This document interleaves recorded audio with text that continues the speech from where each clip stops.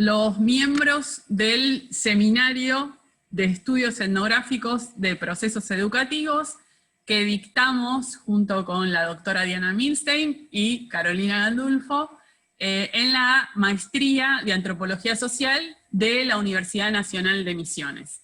Desde mediados de julio estamos dictando este seminario en esta situación de virtualidad en la que estamos viviendo desde principio de año.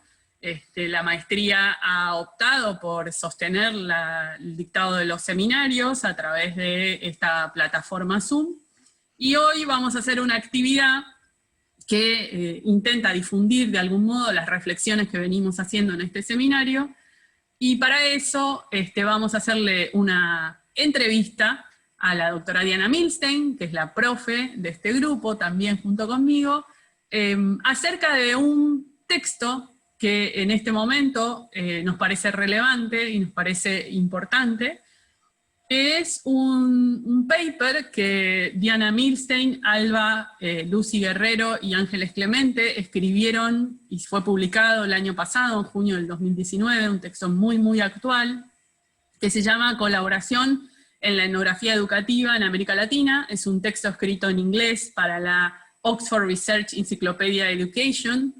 Es un texto no muy difundido y no muy conocido todavía en nuestro ámbito, y por eso le queremos dar esta especie de pequeña difusión para darlo a conocer y para bueno, conocer un poquito cómo este texto se cocinó, cómo este texto se escribió y finalmente se publicó, y por qué es relevante desde nuestro punto de vista. Así que la presentamos ya mismo a Diana Milstein, y les hacemos unas primeras preguntas que están a cargo de Euge.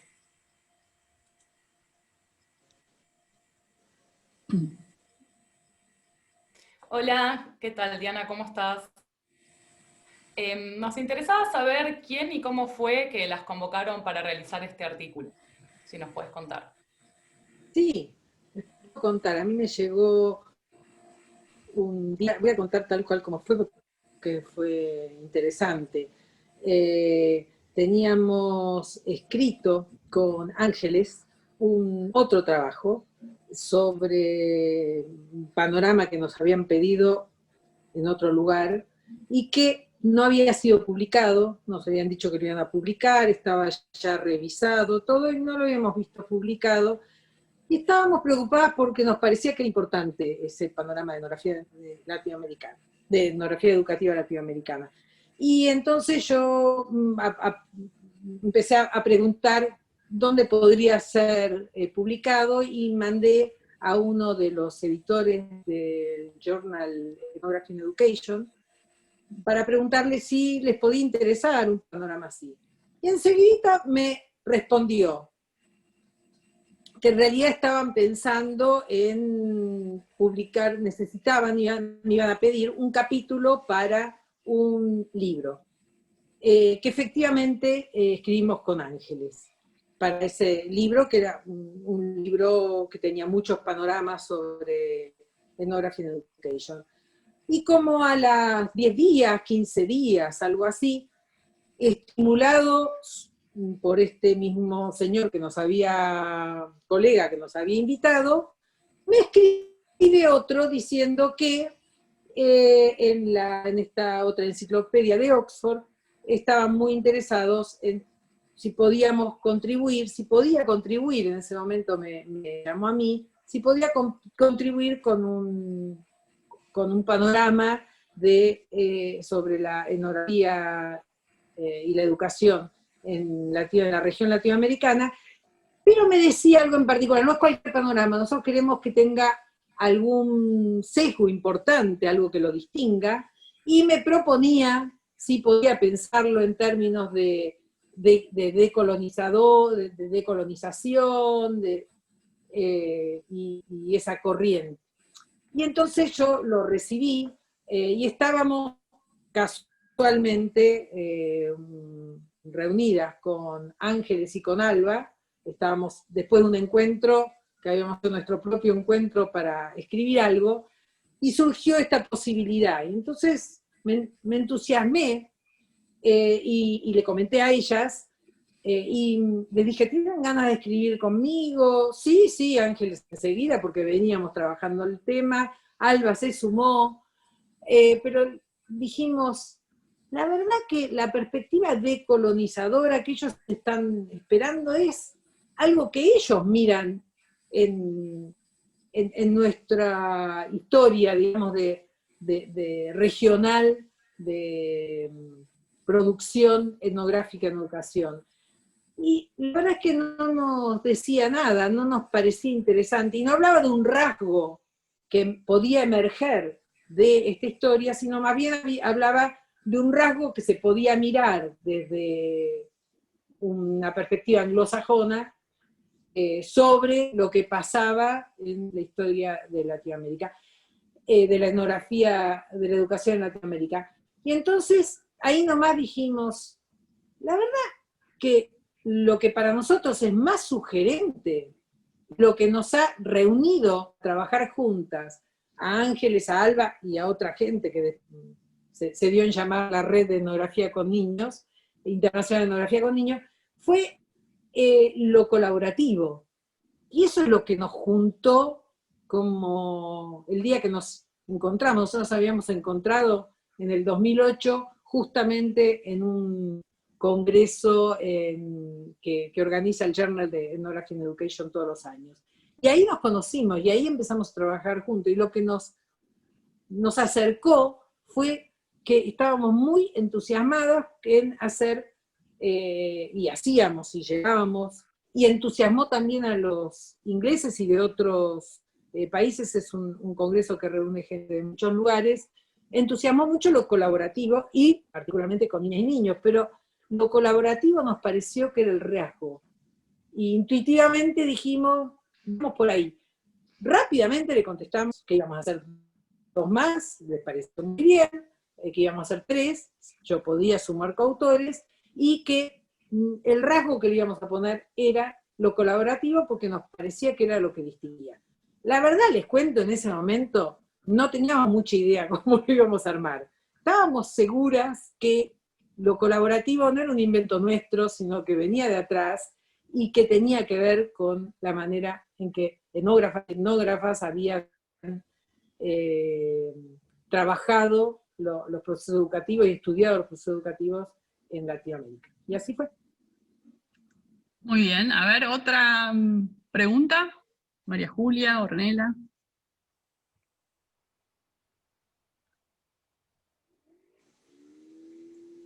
Diana, quisiéramos saber cómo plantearon las cuestiones que organizan el artículo. Ajá. ¿Cómo planteamos las cuestiones que organizan el artículo? A ver, el tema es, bueno, como les decía antes, cuando definimos que la cuestión colaborativa iba a ser como la que iba a atravesar, la que iba a sostener todo el artículo, que íbamos a mostrar que de alguna manera, si en algo podemos distinguirnos, podemos distinguir los trabajos que hacemos en etnografía de educación en Latinoamérica, es por lo colaborativo, nos dimos cuenta que teníamos que plantear todo en esa línea. Al mismo tiempo hay una historia.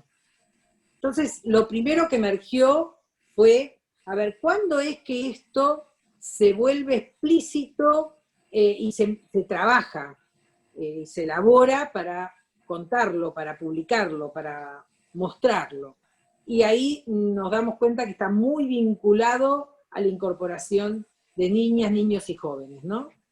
No solo como movimiento en la etnografía latinoamericana, pero particularmente en la etnografía latinoamericana son varias comunidades de distintos lugares comunidades académicas, digo, que empiezan con esto. Ahí se explicitó.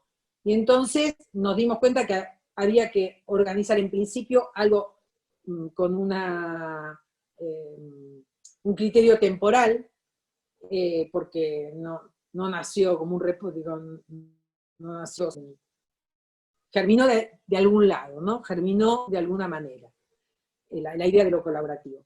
Y entonces empezamos a ir para atrás y dijimos, bueno, a ver los comienzos. De esa manera también habíamos nosotros planteado el otro panorama, que les digo que salió publicado en otro libro con Ángeles, que eran los comienzos de la etnografía, de los estudios etnográficos de procesos educativos. Y entonces dijimos, ahí está, tenemos un lugar. Volvamos con los comienzos, pero ahora miremoslo de otra manera. En aquel entonces lo habíamos mirado como las temáticas surgían, bueno, varias otras cuestiones. Acá dijimos, miremoslo, pongámosle el foco en lo colaborativo. Realmente está en los inicios, cómo está. Y de repente, todos esos primeros trabajos que teníamos relevados, empezaron los mirábamos, decíamos, pero es impresionante, claro, de algún lado salía la intuición, ¿no? Pero esa colaboración aparecía, pero no era sobre eso que hablaban, no era el tema, digamos, no era tema central en ninguno de los trabajos, pero se mostraba colaboración muy interesante, ¿no? Porque era colaboración entre académicos de distintas disciplinas.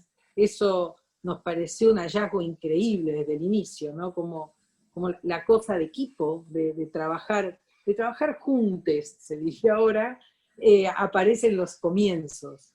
Y estaba en todos los panoramas muy relevante, incluso en el nuestro, como muy relevante la cuestión política, etcétera, y quedaba como poco contado algo que era la confraternidad, digamos, la solidaridad, pero en el conocimiento, en producir conocimiento. Algo que ahora nos parecía a nosotras como grupo, ay, qué lindo que nos tenemos como grupo y trabajamos juntas, qué difícil que es. En ese momento de los comienzos de la etnografía educativa estaba como, uno diría, entre la gente seguramente muy naturalizado. Entonces no se contaba. Bueno, lo empezamos a contar. Y cuando empezamos a contar así, dijimos, y más allá de quienes hacían investigación, ¿quiénes eran los que también estaban colaborando ahí muchísimo con su saber? Y eran nuestros queridos maestros latinoamericanos y maestras latinoamericanas. Y no era raro, por la época y todo. Entonces, esa primera parte apareció como, la planteamos en una línea temporal. Y después lo explícito. Cuando se empieza con niños, con jóvenes, ahí hay que empezar a hacer todo un esfuerzo de explicar, bueno, esta gente sabe, ¿no? Y entonces ahí también hay un esfuerzo en los resultados por contarlo. Y después nos quedaban otras cuestiones que tenían que ver, porque lo que empezó a emerger como muy fuerte fue la cuestión del lenguaje, ¿no? Era como tema, pero además como herramienta del investigador para mirar cómo desde donde también los colaboradores no académicos y las colaboradoras no académicas se mostraban en sus maneras de usar el lenguaje, de poner el lenguaje. Entonces dijimos, acá si abarcamos, si abordamos desde el lenguaje, les voy a contar que teníamos una lingüista, que es Ángeles, lo cual ayuda muchísimo. Porque la colaboración siempre entre nosotras es muy fecunda en ese sentido. Y entonces empezamos allí a darle con el lenguaje. El lenguaje, como es un tema importantísimo en la etnografía latinoamericana, como aparece, la etnografía de procesos educativos, va apareciendo de distintas maneras, y por otro lado, como herramienta de los investigadores, ¿no? Y ahí ya otra vez pudimos volver, porque si no se nos iba, ¿no? Para los temas, que era lo que no queríamos, que el panorama estuviera organizado desde temáticas. Y el lenguaje nos llevaba. Entonces, ¿cómo volvemos? Es la herramienta principal que usamos, con la que usamos nuestra propia herramienta que somos como personas. Y cuando llegamos a las conclusiones, dijimos, sacar conclusiones de esto, ¿qué conclusiones históricas? Nos vamos a ponderar porque somos los más colaborativos. No, nada nos gustaba demasiado, hasta que apareció de algo que siempre hablamos cuando hablamos sobre etnografía, y muy en particular explicitamos mucho cuando trabajamos la etnografía colaborativa, o la colaboración de no académicos con académicos en etnografía, es la posición del etnógrafo, ¿no? Que stance sería para nosotros posición y postura, ¿no? No es solo posición, stance, el sentido de stance, según me explicaron cuando empezamos a pelearnos con las palabras en inglés, era, bueno, posición y postura, que yo insistía hay que poner las dos cosas, hasta que me convencieron que stance lograba juntar las dos cosas. Si fuera traducido, volvería a hinchar que tiene que ser posición y postura, porque en eso estamos. Entonces, esa es de alguna manera como organizamos el final, ¿no? Cuál es la posición y la postura de investigadores y de interlocutores, si estamos mostrando que la colaboración es el rasgo, cómo queda en tensión y cómo queda problematizado esto que es fundamental para la etnografía, para el enfoque etnográfico. Muy bien. Flor, ¿vos querías preguntar? Sí. Diana, ¿podés contarnos a quién o a quiénes le escribe? Digamos, le escriben este artículo, ¿quiénes imaginaban como posibles lectores? Este artículo, ay, yo creo que eso lo conversamos, pero yo les voy a contar, al principio lo conversamos entre nosotras y de acuerdo además a, más que nuestro imaginario, lo que esa enciclopedia que nos pedía nos dice. Si uno abre la enciclopedia va a ver que hay público estimado, digamos, y cuando te piden, te dicen, observe que su público no va a ser solo académico y solo restringido a lo que usted, a su disciplina o a su mundo disciplinar, digamos, su mundo académico, sino que puede ser más amplio, es una enciclopedia, tampoco es que llega a todo el mundo, que es gente que tiene que estar interesada, pero que puede no tener mucho que ver con la etnografía y puede ser sorpresa que alguien le hable de la etnografía así. En general es público interesado en temas educativos y en temas de investigación educativa. Así que un poco ese era el público internacional. Cuestión que es importante, ¿no? Porque era hablarle a un público internacional, no solo por la lengua, sino porque probablemente íbamos a ser más leídas en otros lugares que en Latinoamérica, salvo algunos lugares donde la comunidad académica, pero ahí sería muy comunidad académica, lee sin mucho problema inglés. Digamos que un lugar típico es México. Colombia creo que también bastante. Pero después no iba a ser tan leído, o sea que era como proyectarnos a contarles a esos otros que en general son los que nos dan, desde los cuales parece que hemos empezado a caminar en etnografía, contarles, acá de alguna manera se camina distinto, y ese caminar dio un rasgo, dio algo en común para la etnografía de procesos educativos que vale la pena tomarlo en cuenta, ¿no? Entonces era contar la comunidad académica un poco más amplia, pero interesada en educación, sobre etnografía, y en particular, mírennos lo que produjimos. Y no en tantos años, porque no es una historia tan larga. Eso fue al principio. Entonces, cuando lo mandamos, nos pidieron que sugiriéramos, y ellos también hicieron lo suyo, evaluadores y evaluadoras. Nosotros hicimos la sugerencia, ¿sí? Decidimos sugerir, no gente conocida ni nada, sino sugerir gente que haya hecho panoramas y que estuviera en este panorama. Entonces sugerimos gente que nosotros mencionábamos y con la cual no trabajamos, a la cual respetamos mucho. Y ellos, no sé exactamente a quién mandaron, porque son parecidos. Nunca nos enteramos. Y entonces llegó la evaluación. Llegaron 2 evaluaciones negativas, les digo poco, 2, 3. Directamente esto no se puede publicar en esta, no tiene ningún sustento. ¿De dónde sacaron esto? Esto es casi un invento mítico de esta gente que solo sabe mirarse el ombligo, y como ellos no hacen colaboración, quieren poner la colaboración en todos lados.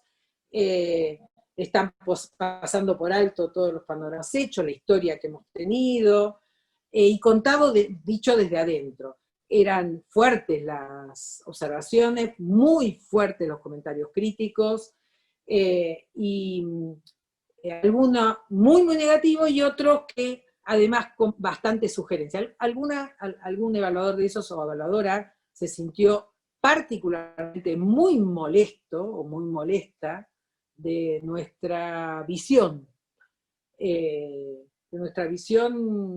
política, epistemológica, disciplinar de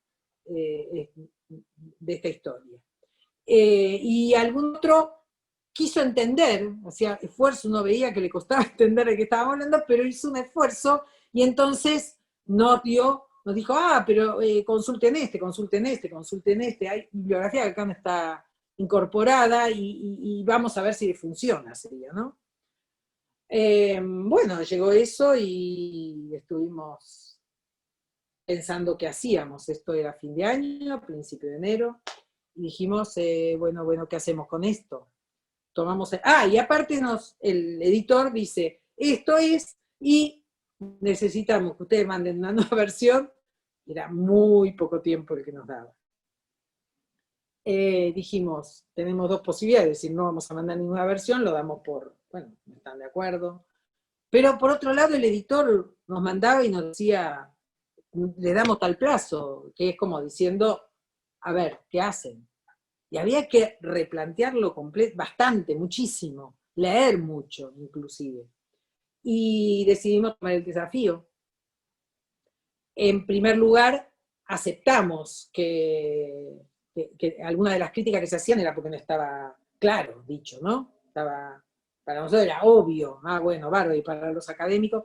Entonces esto se los cuento, ¿por qué? Porque en ese momento el público, creo, que para nosotros cambió bastante, porque esa segunda versión fue para un público interesado en particular en pensar y hablar y entender la etnografía, la historia, digamos,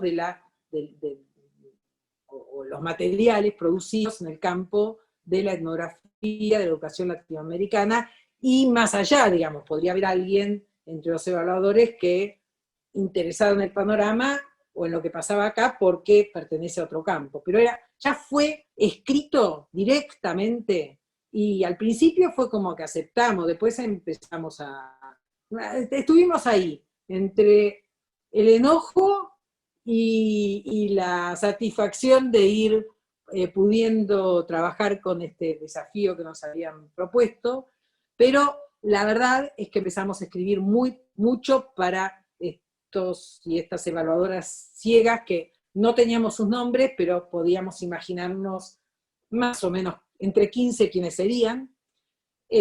O sea, esos 15 podíamos ponerle nombre y cara, y les empezamos a escribir a ellos, ¿no? Y entre ellos, alguien que era muy importante era el editor. Entonces también le escribimos al editor de esa enciclopedia. Bueno, nada, cuando lo mandamos de nuevo, recibimos una evaluación muy positiva, ya directamente del editor de la enciclopedia, muy positiva porque dijo, se cumplió, este artículo está, se publica, vale la pena, etc. Y porque además dijo, es desafiante frente a todo lo que se viene organizando y se viene pensando del panorama, y vale la pena que en esta enciclopedia se juegue este desafío y lo ponemos para que la gente siga discutiendo. Entonces fue una jugada fuerte. De él también, digamos, de esa enciclopedia. Gracias. No sé si... sobre todo por contar estas cuestiones que muchas veces estas cosas las conversamos entre amigos, ¿no? Entre colegas muy cercanos y muy íntimos, porque parece que es como sacar los trapitos sucios al sol, y esto me parece que es parte de la construcción del conocimiento científico, estos debates, estas tensiones, cómo uno puede o no recibir una crítica y discriminar cuando esa crítica puede ser constructiva o cuando esa crítica no tiene una intención de construir, y ese es todo un trabajo de aprendizaje, ¿no? De formación, y solo lo da hacerlo, la práctica, ir haciéndolo, ¿no? Ir viendo con colegas cómo construirlo. Así que está súper interesante que nos los cuentes. Bueno, creo que Laura tenía una pregunta sobre la actualidad. Sí, en este contexto excepcional de pandemia en el cual nos encontramos atravesados, uno de los temas de preocupación constituye los procesos educativos de estudiantes en todo el mundo. Y lo que nosotros queríamos preguntarte y queremos conocer qué reflexión te merece o qué pensamiento acerca de lo que nos puede aportar la etnografía en este contexto. A ver, yo creo que el primer aporte de la etnografía es que se trata de una forma de producir conocimiento científico que acepta como estímulo, como medio, como modo, lo incierto, donde la incertidumbre de la vida social habitual, que siempre es incierta. La otra vez lo decía de una manera muy interesante Claudia Girola en una conferencia que se hizo en las jornadas de etnografía y métodos etnográficos y cualitativos, ahora hace muy poquito en agosto y que ya está publicada, decía, bueno, la incertidumbre no es la novedad, que hay incertidumbre en la vida social. Bueno, la etnografía va a pensar con la incertidumbre. Pero, digamos, también ella estaría de acuerdo en que esta incertidumbre que produjo la pandemia, o el tiempo de pandemia, tiene alguna particularidad, alguna singularidad. Y entonces la etnografía nos permite pensar en y con la incertidumbre, nuestra y de los otros, digamos, y jugamos ahí. Entonces esto es una parte. La otra parte tiene que ver con el saber de la gente. Digamos, un momento, un periodo como este, en el que nadie sabe nada, y que muchas veces cuesta tanto a quienes están en la ciencia social o en otras ciencias, aceptar la ignorancia real acerca de qué sucede, cómo vivimos, cómo nos relacionamos, todo lo que vamos viviendo, y educativamente en particular, además, educativa y escolarmente, ¿no? No digo solo escolarmente, sino educativamente en general, en este tiempo, es una novedad, porque no se ha estudiado, no se ha investigado. Y entonces la etnografía tiene una modalidad de estudio que es muy interesante, y es que incorpora el saber que circula socialmente, el saber, el conocimiento, los conocimientos, o sea, como la gente va produciendo conocimientos que permiten vivir en estos tiempos, de esta manera, de esta forma, relacionarse, usar todo lo que hay a mano, digamos, para poder vivir, y algunos sobrevivir, lo llaman así, algunos se llaman a sí mismos, como viven, estoy sobreviviendo a la pandemia, digamos, se ponen nombres, etcétera, pero eso es lo que circula socialmente. Ese es un conocimiento fundamental que utiliza la etnografía para articular con conocimiento de la academia, de otros mundos, de otras historias, de otros estudios, pero incorporar ese saber es, digamos, la etnografía está mandada a ser como enfoque para eso. Entonces, creo que en ese sentido es como una modalidad de investigación ideal. Y lo otro es el tipo de pregunta, porque el hecho de que en etnografía siempre la pregunta sea la pregunta antropológica, digamos, la pregunta que incorpora las relaciones de alteridad, para cualquier tipo de proceso educativo es muy importante, y para un momento novedoso, donde algo nuevo estamos produciendo, además de viviendo de manera inédita, estamos produciendo conocimiento nuevo, también sobre alteridades o sobre maneras de producir otredades, y esto es también lo que la etnografía puede incorporar, procesar y producir, en principio, como dato sobre la base de que muchos etnógrafos podemos estar documentando, pero además, porque es un tiempo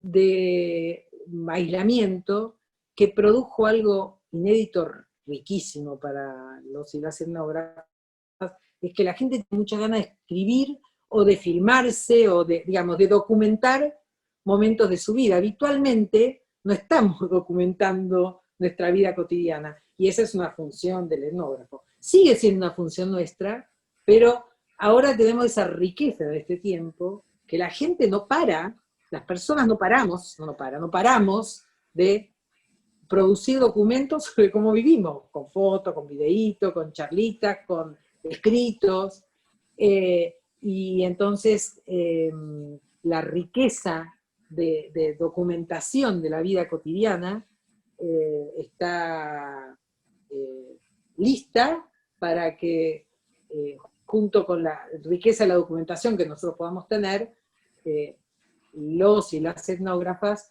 empecemos a trabajarlas como datos, a producirlas y a pensarlas para poder dar comprensión a distintos aspectos, distintas dimensiones de procesos educativos que seguramente en varios aspectos son inéditos.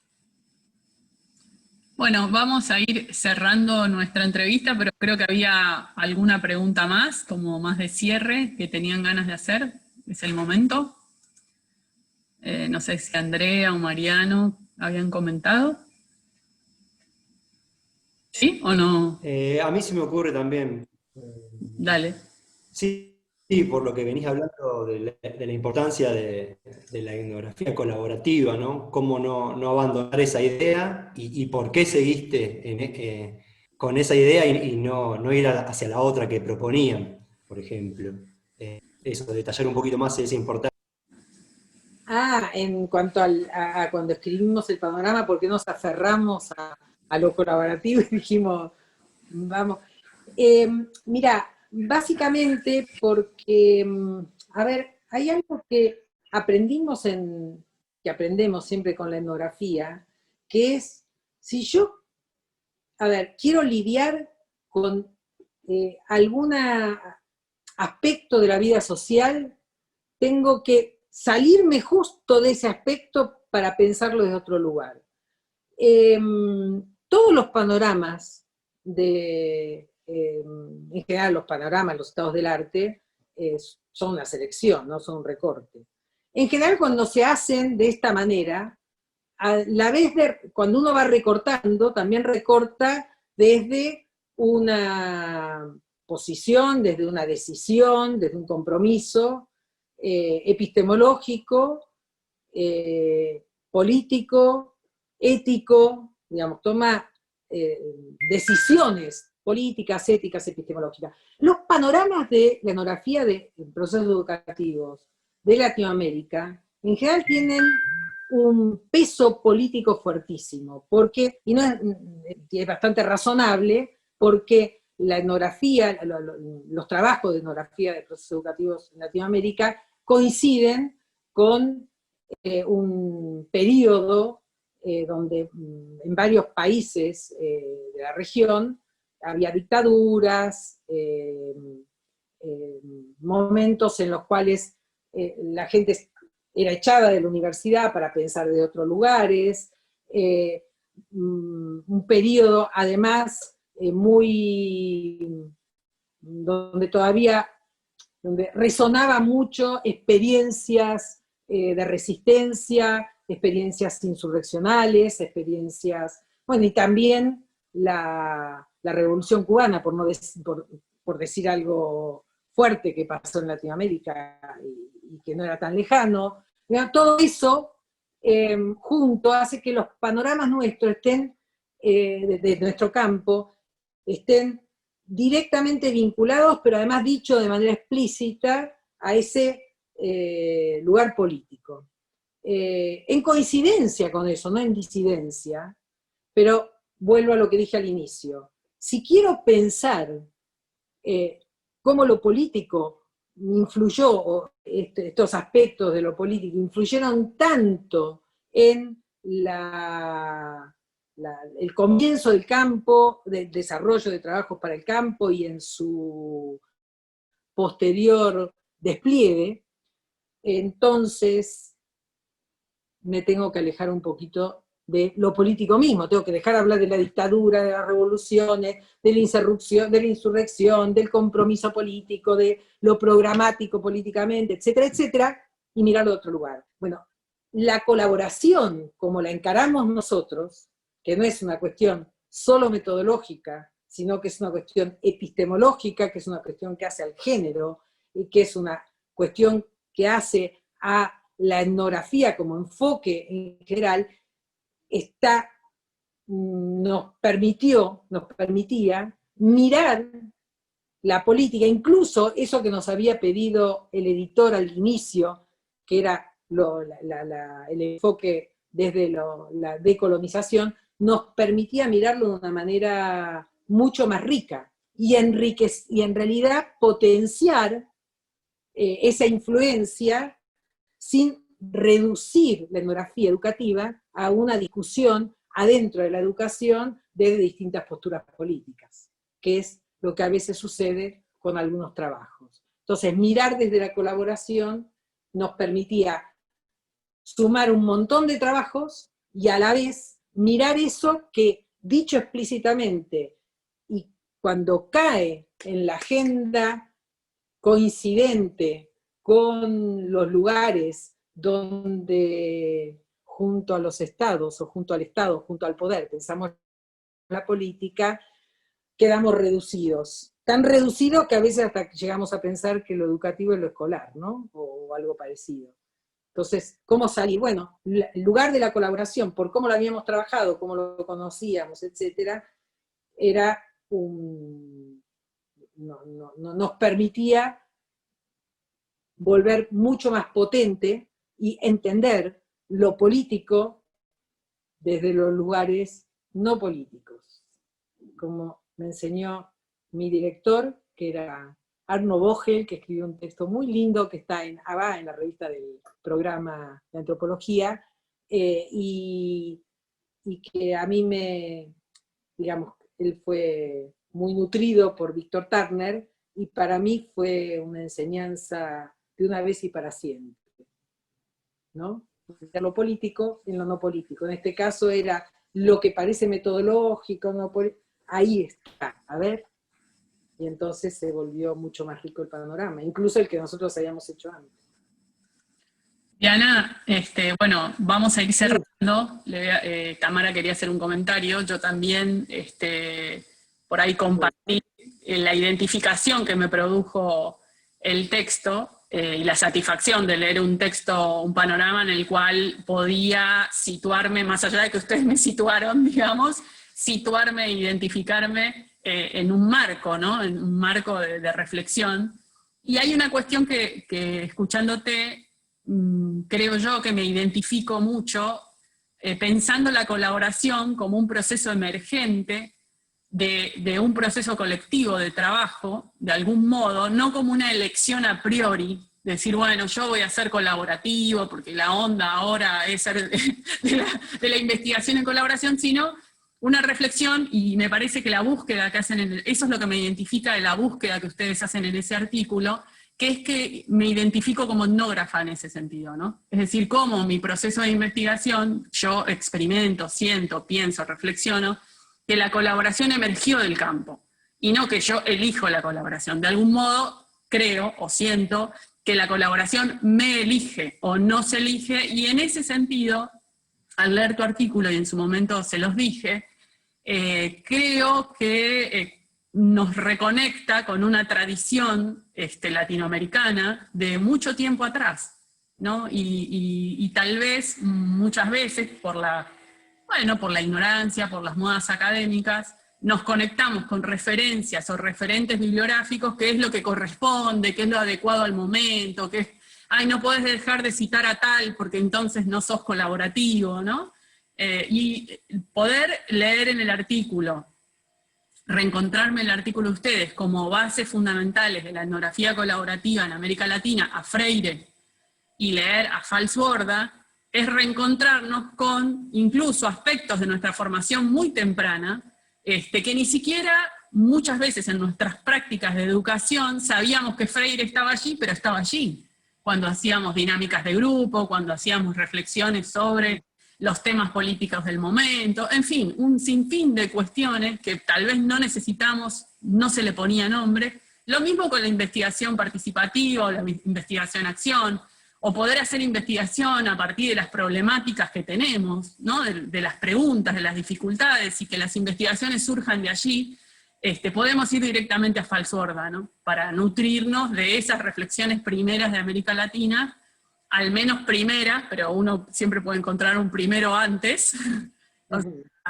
Pero en este caso yo me siento muy identificada con esa propuesta y por eso me gusta tanto este artículo, y también promoví que hiciéramos esta difusión hacia afuera de nuestro seminario para compartir con otros estas inquietudes, ¿no? Bueno, le vamos a dejar a Tamara, que quiere hacer un comentario final. Sí, más que nada compartir desde el lugar de, al leer, cómo me identifico, como dice Carolina, o me gustó mucho ver esto, de pensar en quienes estamos iniciando experiencias de etnografía en colaboración, de procesos educativos y ya puntualmente en contextos escolares dentro de la escuela. Y todo lo que esta forma de hacer investigación y la metodología posibilita, respondiendo tanto a intereses pedagógicos de enseñanza como a los de investigación educativa en este caso. Y ahí algo que siempre hablamos de cómo el conocimiento, cómo la investigación permite conocer a veces más del etnógrafo que de ese lugar donde está yendo. Bueno, cómo la investigación en colaboración permite también a niños, jóvenes, maestros, docentes, también producir un conocimiento sobre sí mismos que también es valorado y tenido en cuenta después, por ejemplo, en las escuelas donde hacemos investigación, y ver eso es algo como, no sé si de otra forma sería posible, la verdad, pero lo potente de, la producción de conocimiento de manera colaborativa y de lo que nos brinda a todos, respondiendo a distintos intereses, digamos. Eso, muchas gracias por el texto. Bueno, gracias a Caro por la idea, que fue fantástica, a este grupo de colegas que tenemos compartiendo este seminario, como asistentes del seminario, y a Alba y a Ángeles, que de alguna manera estuvieron presentes acá, mis coautoras, al lado, las recordé todo el tiempo, recordaba todo lo que les iba contando, era como recordándolas, y después dije, ay, qué lástima que no las invitamos, pero bueno, estas cosas surgen así en el momento y se hacen como se puede, pero bueno, vale contarles que las recordé y que me parece, me da mucha satisfacción, ¿no? Que podamos conversar así y que el texto pueda ser difundido de esta manera. Mucha satisfacción. Gracias, Carito. Bueno, gracias, Diana. Las chicas, tus coautoras, están sabiendo, solo que no podían estar, yo no te conté, y ellas van a difundir en sus espacios, van a difundir este video. Están esperando la entrevista para hacer la difusión. Bueno, muchas gracias a todos los estudiantes de este seminario potente que estamos haciendo juntos. Hasta luego.